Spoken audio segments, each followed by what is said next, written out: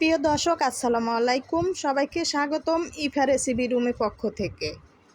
আজকে তোমাদের বানিয়ে দেখাবো সুজির চমচম মিষ্টি।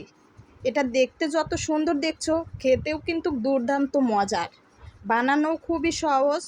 তো আশা করছি প্রতিদিনের মতো আমার আজকের ভিডিও তোমাদের ভালো লাগবে। ভালো লাগলে পেজটি তোমরা যারা এখনও সাবস্ক্রাইব করো নাই, সাবস্ক্রাইব করে রাখবে। পাশে থাকা বেল আইকনটিটা অন করে দিবে, এতে করে আমার যে কোনো ভিডিও আপলোড দেওয়ার সঙ্গে সঙ্গে সবার আগে তোমাদের কাছে পৌঁছে যাবে।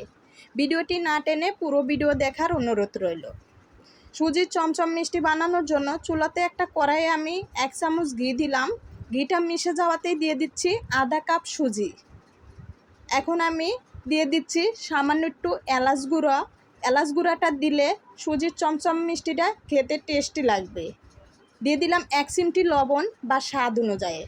এখন চুলার আঁচটা একদম নোটে রেখে সুজিটা ভেজে নেব। সুজিটা ভেজে লাল করা যাবে না, যখন ঘির সঙ্গে মিশে এরকম ঝরঝরা হয়ে যাবে তখনই কিন্তু এটা ভাজা হয়ে যাবে। এই পর্যায়ে আমি দিয়ে দিচ্ছি চিনি 7 থেকে 8 চামচ আমার স্বাদ অনুযায়ী। চিনিটা তোমরা তোমাদের পছন্দ মতো ব্যবহার করবে।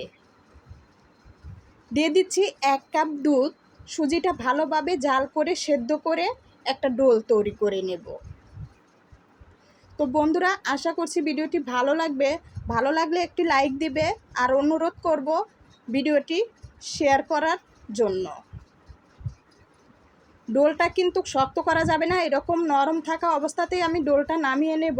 এটা নামানোর পর আরও একটু শক্ত হয়ে যাবে, আর একদমই শক্ত হয়ে গেলে সুজির চমচম মিষ্টি খেতে ভালো লাগবে না। তো এটা এখন আমি একটু ঠান্ডা করে নিয়েছি। এখন আমি এই পর্যায়ে আবারও একটু মুঠি করে নেব।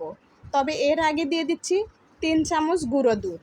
গুঁড়ো দুধটা দিলে সুজির চমচম মিষ্টিটা আরও বেশি টেস্টি লাগবে।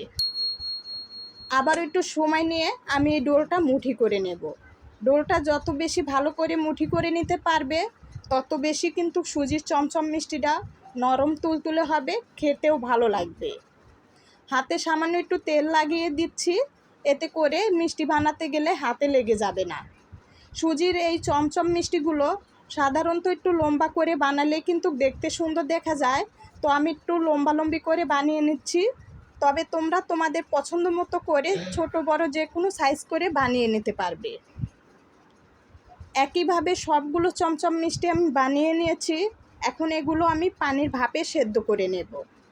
চুলাতে একটা পাতিলে পরিমাপ মতো পানি দিয়েছি। এই পর্যায়ে দিয়ে দিচ্ছি একটা ছাকনা। ছাকনার উপরে দিয়ে দিচ্ছি সাদা একটা পরিষ্কার কাপড়। এতে করে সুজির চমচম মিষ্টির গায়ে রং লাগবে না। তোমরা যে কাপড়ই ব্যবহার করো না কেন অবশ্যই লক্ষ্য করবে কাপড়টা যেন রং না লাগে। এতে করে সুজির চমচম মিষ্টির গায়ে রং লেগে গেলে দেখতেও ভালো দেখা যাবে না, খেতেও ভালো লাগবে না। সবগুলো চমচম মিষ্টি দিয়েছি। এখন চাপ দিয়ে ঢেকে আমি এগুলো সেদ্ধ করে নেব। সুজির চমচম মিষ্টি সেদ্ধ করতে বেশি সময় লাগে না, দেখতে পারবে 5 মিনিটের মধ্যে এটা ভালো মতো সেদ্ধ হয়ে গিয়েছে। তো দেখো মাশাল্লাহ, আগের তুলনায় কিন্তু সুজির চমচম মিষ্টিগুলো ফুলে টেপা টেপা মোটা মোটা হয়ে গেছে, আর এটা সেদ্ধ হয়ে গেছে। এখন আমি নামিয়ে ঠান্ডা করে নেব। ঠান্ডা করার পরে এটা আমি মাওয়া করে নিচ্ছি। সাধারণত দোকান থেকে আমরা সুজির চমচম মিষ্টি কিনে আনলে দেখতে পারবে উপরে মাওয়া দেওয়া থাকে। মাওয়া দিলে দেখতে পারবে সুজির চমচম মিষ্টিগুলো দেখতেও সুন্দর দেখা যায়, খেতেও কিন্তু অনেক মজা লাগে। একইভাবে সবগুলো চমচম মিষ্টি আমি মাওয়া করে নিয়েছি। হয়ে গেল কিন্তু দুর্দান্ত স্বাদের সুজির চমচম মিষ্টি। বাসায় একবার হলে এভাবে বানাবে, দেখবে সবারই কিন্তু ভালো লাগবে, সবাই অনেক প্রশংসা করবে। তো বন্ধুরা, আজ এই পর্যন্ত। সবাই অনেক বেশি ভালো থাকবে। আল্লাহ হাফেজ।